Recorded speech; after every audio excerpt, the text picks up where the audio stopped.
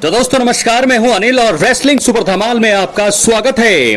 दोस्तों आपको बता दें कि अनडिस्प्यूटेड WWE चैंपियनशिप इस समय जॉन सीना के पास है और वो बतौर हील बेहतरीन काम कर रहे हैं। हालांकि अब उन्हें लेकर एक बुरी खबर सामने आ रही है। फैंस को शायद जॉन सीना का एक महान दिग्गज के खिलाफ मुकाबला देखने को नहीं मिल पाएगा।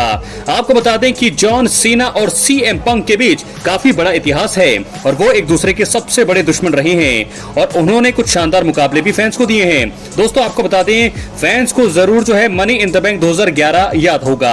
इस शो में CM पंक ने अपने होम टाउन शिकागो में जॉन सीना को हराया था और WWE चैंपियनशिप के साथ कंपनी छोड़कर वो चले गए थे। अब मनी इन द बैंक 2025 काफी करीब है और कई फैंस को लग रहा था कि जॉन सीना और CM पंक के बीच इस शो में दोबारा मुकाबला हो सकता है। PW इनसाइडर एलाइट की हालिया रिपोर्ट के अनुसार ये मुकाबला नहीं होने वाला है। दोस्तों आपको बता दें कि उन्होंने बताया कि मनी इन द बैंक के लिए जॉन सीना वर्सेस CM पंक प्लान नहीं किया गया है। हालांकि इसका अर्थ ये नहीं है कि दोनों के बीच मुकाबला नहीं होगा। WWE इनका मुकाबला बुक करना चाहता है, लेकिन ये बाद में देखने को मिल सकता है। फिलहाल आपको बता दें, एक अन्य रिपोर्ट में बताया जा रहा है कि ट्राइवस स्कॉट संभावित तौर पर मनी इन द बैंक 2025 में लड़ते हुए नजर आएंगे और वो जॉन सीना के साथ टैग टीम में काम कर सकते हैं। शायद यही कारण है कि WWE ने जॉन सीना और CM पंक के बीच ये जो भिड़ंत है, ये जो मुकाबला है, बुक नहीं किया है। तो ऐसे में जॉन सीना और CM पंक के बीच दोस्तों मुकाबला जरूर फैंस देखना चाहेंगे। हालांकि दोस्तों अभी जॉन सीना और CM पंक के मैच के लिए फैंस को थोड़ा लंबा इंतजार करना पड़ेगा। हालांकि इस साल ये हो सकता है और आखिर में हमें देखने को मिल सकता है सर्वाइवर सीरीज के दौरान या फिर समर स्लैम के बाद ये मैच हमें देखने को मिल सकता है। लेकिन फिलहाल मनी इन द बैंक में जो लोग कह रहे थे कि शायद 2011 की तरह 2025 में आखिरी बारी लड़ते हुए नजर आएंगे, लेकिन ऐसा रिपोर्ट में नहीं बताया जा रहा है। तो ऐसे में देखना होगा कि जॉन सीना और CM पंक का मुकाबला कब होता है।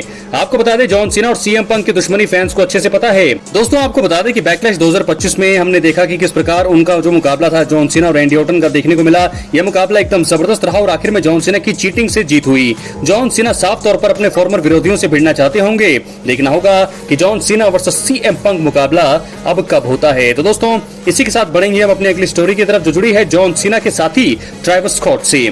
आपको बता दें कि WWE में ट्राइवस स्कॉट को लेकर बहुत बड़े प्लान अब बनाए जा रहे हैं और अब उसे लेकर अपडेट है। जॉन सीना ने एलिमिनेशन चेंबर 2025 में हिल टर्न लिया था और वो द रॉक और ट्राइवस स्कॉट के साथ जुड़ गए थे।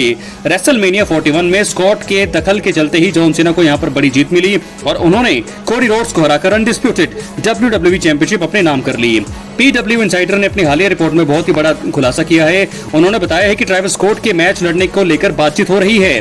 वो जॉन सीना के साथ टीम बनाकर काम कर सकते हैं। रिपोर्ट में यह बताया गया है कि ट्राइवस स्कॉट 7 जून को लॉस एंजलिस कैलिफोर्निया में मौजूद इंटुइट में होने वाले money in the bank premium live event के लिए उपलब्ध होंगे। ये चीज भी बताई जा रही है कि ट्राइवस स्कॉट असल में WWE दिग्गज बुकर टी के साथ मैच के लिए ट्रेनिंग भी कर रहे हैं। जी हाँ दोस्तों, आपको बता दें कि रेसलिंग दिग्गज टेडी लॉन्ग के नाम से हर कोई परिचित होगा। वो WWE में एक समय पर जनरल मैनेजर हुआ करते थे। स्पोर्ट्स कीड़ा की the wrestling time machine podcast पर बात करते हुए टेडी लॉन्ग ने ट्राइवस स्कॉट के अनडिस्प्यूटेड WWE टाइटल मैच में दखल देने को लेकर अपनी बात की। लॉन्ग ने बताया कि वो उस रेसलमेनिया मुकाबले का अंत शायद अलग तरीके से करते और ट्राइवस स्कॉट के इंटरफेरेंस को बुक नहीं करते। उन्होंने कहा, मुझे नहीं पता कि ट्राइवस स्कॉट को इसमें शामिल करने के बारे में क्या बोलना चाहिए। मुझे ये चीज पसंद आई थी, मुझे गलत मत समझिए। हालांकि वहां पर वर्ल्ड टाइटल जितनी सीरियस चीज मौजूद है और मुझे नहीं लगता कि मैं ट्राइवस स्कॉट को उपयोग करता। मैं शायद एक अलग तरह के फिनिश के साथ आता, शायद कोडी रोड्स फिसल जाते और जॉन सीना इसका फायदा उठाकर जीत दर्ज कर लेते। तो दोस्तों इस प्रकार बहुत सारी चीजें हमने देखी जो हो रही हैं और जॉन सीना जो है इस समय अच्छा काम कर रहे हैं एज अ हील, लेकिन अब हमें देखना होगा कि किस प्रकार वो अपने इस रन को आगे बढ़ाते हैं और कैसे जो है आगे जो है अपने चैंपियनशिप को रिटेन करते हैं। साथ के साथ हमें ये भी देखना होगा कि ट्राइवस स्कॉट किस प्रकार और कैसे मैच होता है ट्राइवस स्कॉट का जॉन सीना के साथ, कौन उनका प्रतिद्वंदी होगा, ये सब देखने वाली बात होगी। तो फिलहाल मनी इन द बैंक में जॉन सीना के साथ टैग टीम में लड़ते हुए नजर आएंगे ट्राइवस स्कॉट। क्या है आपकी राय, कमेंट बॉक्स में जरूर दें। चैनल पर नए हैं, सब्सक्राइब करने के बाद ऑल पर क्लिक करें। तो दोस्तों इसी के साथ बढ़ेंगे हम अपने अगली स्टोरी की तरफ, जो जुड़ी है लिव मॉर्गन से। तो दोस्तों आपको बता दें कि WWE से लिव मॉर्गन ने ब्रेक लिया हुआ है और वो जापान में एक हॉलीवुड फिल्म की शूटिंग के चलते बाहर हैं। वो असल में आपको बता दें कि बैड लेफ्टिनेंट टोक्यो नाम की फिल्म में दिखाई देने वाली है। इसकी शूटिंग अभी चल रही है, लेकिन लिव मॉर्गन की अब जल्दी ही वापसी हो सकती है। उनके रिटर्न की तारीख अब यहां पर लीक हो गई है। दोस्तों कुछ रिपोर्ट्स में बताया जा रहा था कि लिव मॉर्गन का ब्रेक लंबा नहीं होगा और वो कुछ हफ्तों में दोबारा टीवी पर वापसी कर लेंगी। अब ऐसा लग रहा है कि रिपोर्ट एकदम सही है, क्योंकि WWE ने गलती से लिव मॉर्गन की रिटर्न की तारीख लीक कर दी है। द मेरेकल किट को असल में रॉ के अगले एपिसोड के लिए एडवर्टाइज किया जा रहा है। ये शो ग्रीनविल से 19 मई 2025 को लाइव आएगा। तो ऐसे में आपको बता दें, लिव मॉर्गन को फैंस बहुत ज्यादा मिस कर रही हैं और उनके पास वुमेन्स टैग टीम चैंपियनशिप भी है।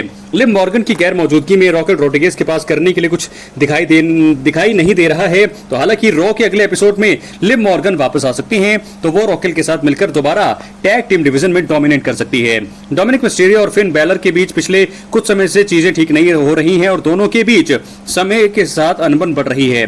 फिन बैलर नहीं चाहते थे कि मिस्टीरियो इंटरकॉन्टिनेंटल चैंपियनशिप की स्टोरीलाइन में शामिल हो, लेकिन लिव मॉर्गन के कहने पर उन्होंने ऐसा किया। इसका नुकसान फिन बैलर को ही हुआ, क्योंकि रेसलमेनिया 41 में डोमिनिक आईसी टाइटल जीत गए। फिलहाल देखना होगा कि होने क्या वाला है, लेकिन लिव मॉर्गन को लेकर के अच्छी खबर यह है कि वो जो है जल्दी ही वापसी करने वाली है WWE की दुनिया में। फिलहाल बहुत सारे प्लान होंगे लिव मॉर्गन के लिए भी, क्योंकि बहुत ज्यादा कामयाब वो हो रही हैं और लिव मॉर्गन जो है इस समय एक ऐसी चैंपियन है जिन्होंने बहुत सारे टाइटल अचीव कर लिए हैं बहुत ही कम उम्र में। तो देखना होगा कि लिव मॉर्गन आगे क्या करने वाली है। दोस्तों, इसी के साथ अब हम बढ़ेंगे अपने आखिरी मेन इवेंट स्टोरी पर, जो जुड़ी है रोमन रेंज से। तो दोस्तों, आपको बता दें कि रोमन रेंज WWE इतिहास के सबसे लोकप्रिय सुपरस्टार्स में से एक हैं। उन्होंने द शील्ड के सदस्य के रूप में करियर की शुरुआत की थी और पिछले एक दशक में खुद को सिंगल स्टार के रूप में स्थापित कर लिया है। हील होने के बाद भी वो कई फैंस के फेवरेट रही हैं और अब उनके फॉर्मर विरोधी लोगन पॉल ने अपना कैरेक्टर ब्रेक करते हुए रोमन रेंज की तारीफ की है। आई एम पॉल से पॉडकास्ट पर हाल ही में लोगन पॉल ने रोमन रेंज को लेकर बहुत बड़ा बयान दिया। उन्होंने बताया कि अब तक उनके पॉडकास्ट पर जितने भी लोग आए हैं उनमें से रोमन रेंज का ऑरा सबसे ज्यादा रहा है। उन्होंने कहा है कि रोमन रेंज पर सबका ध्यान होता है और वो जब भी WWE के किसी इवेंट के दौरान एंट्री करते हैं तो वो वातावरण बदल जाता है। उन्होंने कहा, आपको ये जानना है कि शो पर सबसे ज्यादा और किस ऑरा जो है किसका रहा है। मुझे लगता है कि वो रोमन रेंज थे। वो एक ऐसे व्यक्ति हैं जो अगर किसी जगह जाते हैं तो सभी यही पूछते हैं कि वो कौन है। आप उन्हें WWE इवेंट के दौरान बाहर आते हुए देख सकते हैं। मैं कसम खाकर बोलता हूं कि वातावरण बदल जाता है। पूरा स्टेडियम सिर्फ उस व्यक्ति को देखता है जो है रोमन रेंज। दोस्तों, रोमन रेंज को रेसलमेनिया 41 में बहुत बड़ा झटका लगा। पॉल हेमन ने उन्हें धोखा दिया और रॉलिंस के साथ वो जुड़ गए। वाइजमैन ने इसी बीच सेट रॉलिंस को ट्रिपल थ्रेट मुकाबले में जीत दिला दी। रेसलमेनिया के बाद रॉ के एपिसोड में रोमन रेंज दिखाई दिए। उन्होंने आकर पॉल हेमन और रॉलिंस पर हमला किया। इसी बीच ब्रॉन ब्रेकर ने आकर रोमन रेंज का हाल बेहाल कर दिया।